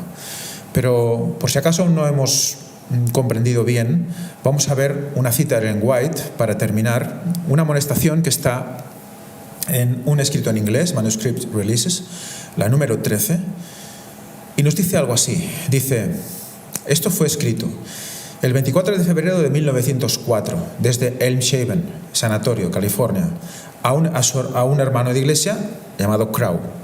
Dice Ellen White: no tenemos tiempo que perder. Esa sería una de las conclusiones primeras que tenemos que tener cuando vemos todo este cúmulo de noticias que estamos viendo, ¿no? No tenemos tiempo que perder. Se avecinan tiempos difíciles. El mundo se agita con el espíritu de guerra. ¿Lo hemos visto o no lo hemos visto? Pronto tendrán lugar las escenas de angustia de las que se habla en las profecías. La profecía del capítulo 11 de Daniel casi se ha cumplido por completo. Y hasta aquí podéis decir, vaya, esta cita ya la hemos leído muchas veces. Bueno, pero es que esta cita empieza así, pero acaba de una manera especial. Dice: gran parte de la historia que ha tenido lugar en el cumplimiento de esta profecía se repetirá. Y fijémonos, podemos pensar, claro, estamos hablando de Daniel 11, 40 al 45, 12:1. Pero fijaros lo que dice aquí. En el versículo 30 se habla de un poder que se entristecerá y se volverá y se indignará contra el santo pacto. Así hará. Volverá y tendrá inteligencia con los que abandonan el santo pacto. Y habla de los versículos 31 al 36 que los cita o quedan como citados en esta cita, valga la redundancia. Atentos a esto, ¿no? Porque muchas veces, sí, hemos hablado de Daniel 11, 40 o 44 al 12:1 y tal, pero recordemos que hay unas concordancias entre Daniel 12 y Daniel 11 que nos hacen volver atrás en los textos, y aquí Ellen White nos dice que tenemos versículos 30, 31 al 36 que también se tienen que estudiar, que también se tienen que ver, que se tienen que cumplir como profecía de nuevo y que no nos tienen que dejar indiferentes. Y que, claro, ya para acabar y concluir, no quedar inertes ante todo lo que estamos viendo. Ellen White nos emplaza a que despertemos. ¿Y sabéis en qué contexto está este artículo? Me gustaría que fuerais capaces de buscar esta referencia, Manuscript Releases, volumen 13, página 394, y pudierais leer el artículo completo. Está en el contexto de una Ellen White que está escribiéndole al hermano Crow, al cual le tiene mucha confianza, y le está diciendo que necesita dinero, necesita ingresos, necesita ayuda económica para llevar el mensaje a todo el mundo. Y empieza a citar países y ciudades de Estados Unidos. Y habla de Australia, y habla de todas las personas que están esperando para poder activar la obra en todo el mundo. Y ese es el contexto de hoy, el contexto incluso del ministerio actual. Recomiendo que leáis este artículo, es realmente impresionante. ¿Qué lenguaje usa Ellen White? Le pide al hermano Crow, por favor, influye en las personas que puedan tener recursos para poder llegar a la obra. Por favor, envía esta carta a quien creas que puede ayudarnos en esto. ¿Por qué? Porque veía que apremiaba el tiempo y tenían que llegar al resto del mundo, a todo el mundo. Ese es el espíritu que Ellen White tenía, y es el espíritu que tiene este ministerio, y es el espíritu que tenemos que tener todos dentro, porque si no estamos muertos. Y bueno, ya para acabar, mencionar de nuevo la web. Aquí tenéis gran cantidad de material, tenéis ayuda de todo tipo. Me gustaría recordar siempre, como digo, los testimonios. Es algo que recomiendo mucho a las personas. Tenemos estudios bíblicos, están todas las conferencias que hemos hecho desde el año 2006 ya colgadas en internet. Y ya para acabar, al respecto de lo que estábamos comentando también, agradecer enfáticamente a todos aquellos que han ayudado para que esto siga adelante. Y especialmente en estos días, porque habéis tenido una gran generosidad con nosotros, con este ministerio, para que se puedan hacer grandes planes. Se están acabando unos, se van a empezar otros, son de gran magnitud, y como Ellen White decía en este artículo, tenemos que llegar a todo el mundo como sea. Queda muy poco tiempo y tenemos que espabilar. Gracias a todos. Muchísimas gracias. Que Dios os bendiga. Maranata 2031.